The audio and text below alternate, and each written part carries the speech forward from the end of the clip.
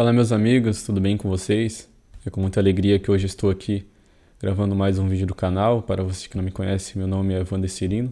Eu tenho 20 anos, sou discípulo de segundo ano da Comunidade Católica Transfiguração e criei esse canal para evangelização, buscando falar da Palavra de Deus, falar dos ensinamentos que o Senhor me ensinou. Tenho me ausentado ultimamente, isso é verdade. Minha vida estava um pouco corrida e não estava conseguindo ser fiel. Mas aqui estamos novamente e não podemos parar. Amém? Então, nessa semana, nós vamos fazer uma reflexão cada dia sobre a Semana Santa, algo que o Senhor suscitou no meu coração, e estou aqui como eu já falei, suscitado pelo Espírito Santo, e para falar, refletir, anunciar um pouco sobre essa Semana Santa e o que o Senhor tem nos ensinado. O tema de hoje é da agonia, nosso tema, que fala sobre Jesus quando estava no Getsemane e estava sofrendo. Nós estamos usando como base o livro da beata Ana Catarina Emmerich, não sei se está aparecendo aqui no vídeo. É uma beata, porém, caminho de canonização da Igreja Católica, e ela teve a graça de receber as visões de como foi a paixão, morte e ressurreição do Nosso Senhor. E é muito interessante, tanto que o filme A Paixão de Cristo, a qual nós conhecemos, foi inspirado nesse livro. Isso está escrito na capa. Eu estudei, ela foi beatificada pelo São João Paulo II, se não me engano, foi em 2004. Eu não estou lembrado agora, acho que não. E depois eu vou dar uma olhada ali. Eu lembrava, mas agora deu um branco. Então é muito interessante. Ela traz esse livro com muitos detalhes, a quais não falam no livro, mas é importante cada um de nós ler. E eu separei algumas partes para a gente refletir um pouco. Amém? Então, como todos nós já sabemos, Jesus, na quinta-feira, a instituição da Eucaristia, o lava-pés, após isso, ele tomou os 3 discípulos, Pedro, Tiago e João, e foi rezar um jardim, que é o Getsemane, a qual que eles já frequentavam antes. Então, para os discípulos não foi algo estranho, né? Mas, como ela ensina aqui, por que ele escolheu somente os 3, né? E aqui a palavra nos ensina que ele já sabia o mal que ele iria sofrer, ele já sabia o quanto que ele iria sofrer, o quanto que ele ia se desfigurar. E se ele escolhesse outros discípulos, talvez, como Jesus falava, na real Jesus dizia que tinha certeza, eles não iriam aguentar. Eles iam escandalecer e acabar abandonando, esquecendo todas as palavras que Jesus falou, que Jesus pregou, todos os ensinamentos. Mas por que esses 3 não? Porque esses 3 estavam na transfiguração, esses 3 viram o corpo glorioso de Jesus e assim eles tinham uma intimidade a mais ao ponto de, mesmo ver Jesus tão desfigurado quanto estava na agonia, eles não desistissem. Amém? Bom, como ela vai falando, Satanás ia tentando o próprio Jesus de várias formas. E algo que eu achei interessante no meio dessa tentação é que Satanás foi mostrando todos os pecados da humanidade ao longo dos anos. De todas as épocas, de todas as idades, de todos os séculos, de cada pessoa, do pecado, do início ao fim, ele foi mostrando para Jesus, tentando de uma forma horrorosa. E Jesus sofreu muito, porque Jesus também era homem. Ele era Deus, mas ele também era homem. E assim como ela dizia no livro,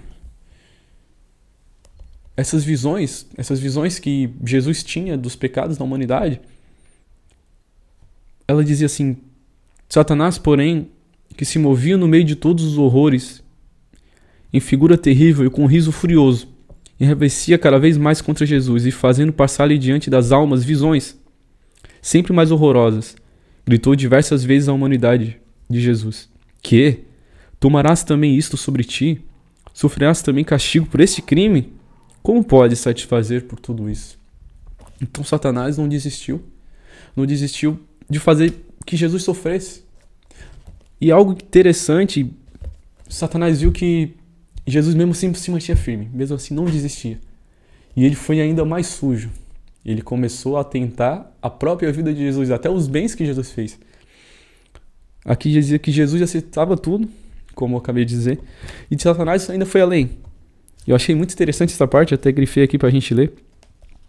E ele diz assim: Suscitou-lhe Satanás inumeráveis tentações.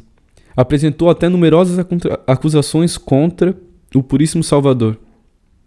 Então, desenrolou uma multidão de acusações inventadas. Acusou das faltas dos discípulos, dos escândalos que tinham dado, das perturbações que ele trouxe ao mundo, renunciando aos costumes antigos. Satanás procedeu contra o mais hábil e astuto fariseu. Acusou de ter sido a causa da matança dos inocentes por Herodes, dos perigos e sofrimentos dos seus pais no Egito. Acusou de não ter salvado da morte de João Batista, de ter desunido famílias, protegendo pessoas de má fama, de não ter curado certos doentes. Também acusou da morte da manada de porcos no lago. Tudo que Satanás podia ter acusado na hora da morte, o homem comum, que tivesse feito tais ações extremas, sem motivos sobrenaturais, tudo apresentou o tentador à alma abatida de Jesus, para amedrontá-la e desanimá-la, pois ignorava que Jesus era o Filho de Deus e tentou-o somente como o mais justo dos homens. Então, como eu falei, acabei de ler aqui, é incrível. Satanás usou de tudo que ele podia, de todas as armas, até de coisas que Jesus não fez. Quer dizer, perdão, ele fez, mas coisas justas. Sabe? Então, olha tudo que Satanás fez, olha tudo que Jesus sofreu. E por que ele não desistiu, irmão? A gente não pode esquecer, a gente não pode deixar de meditar que isso tudo que ele passou foi por nós. Ao ponto de suar sangue. A ciência diz que é algo impossível um ser humano chegar a suar sangue e ele já está numa agonia extrema. E a gente não pode se esquecer disso, irmão. E no meio dessas visões horrorosas, que passavam imagens na cabeça de Jesus, mesmo ele sofrendo, mesmo ele querendo desistir ao ponto de falar, Pai, afasta de mim esse cálice, ao ponto de não querer mais, teve algo que ele fez, teve algo que o fez não desistir. Ele não viu somente os pecados de toda a humanidade. O que fez ele não desistir, irmão, foi as visões que a beata Ana Catarina Meixe vem nos dizer, que os anjos tentaram consolá-lo. E que visões eram essas? Ele conseguiu ver também, naquele momento, todos os santos que iriam existir na história da igreja, todos os bens que os filhos dele, que ele estaria dando a vida, vão fazer. E talvez, irmão, um desses santos seja você. Então olha que incrível pensar nisso. Quando ele estava na agonia extrema, o que foi o combustível dele para animar ele e não desistir? Foi você. Foi os bens que você fez. Os bens que você irá fazer. Assim como diz mais aqui para frente. Falando dos anjos. Mostraram-lhe a beleza do homem antes do primeiro pecado. Como imagem e semelhança de Deus. E quanto o pecado o tinha rebaixado e desfigurado. Então ele conseguiu lembrar dos homens antes do primeiro pecado, antes de Adão e Eva. E é assim que nós seremos, irmão, quando nós conseguimos vencer essa batalha e conseguimos alcançarmos o céu. Então ele quer que a gente vença essa batalha e alcance o céu. Foi isso que não deixou ele desistir. Que a gente pudesse voltar a essa imagem, essa beleza que nós éramos antes do primeiro pecado. Foi isso que deu força para Jesus. Então, irmão, que nessa semana a gente possa meditar mais sobre a agonia que Jesus passou. Sobre os pecados que vocês fez hoje, vocês cometeu hoje e talvez você vai cometer amanhã. Isso tudo pesou nos ombros de Jesus, isso tudo fez Jesus sofrer. Que a gente possa meditar mais e tentar largar esse pecado, por mais que seja difícil, mas que seja algo progressivamente, que a gente não desista. Existe uma música muito linda do carisma ao qual eu pertenço, da comunidade, que diga que não seja eu, que não volte a ser eu, que nunca mais seja eu a te ferir. Glórias ao Pai, ao Filho e ao Espírito Santo, como era no princípio, agora e sempre. Amém. Então agradeço a você que assistiu esse vídeo até agora. Fico muito feliz em você ter acompanhado. Espero que a gente possa viver uma Semana Santa abençoada, viver juntos, refletindo a cada dia aquilo que o Senhor suscitou em nossos corações.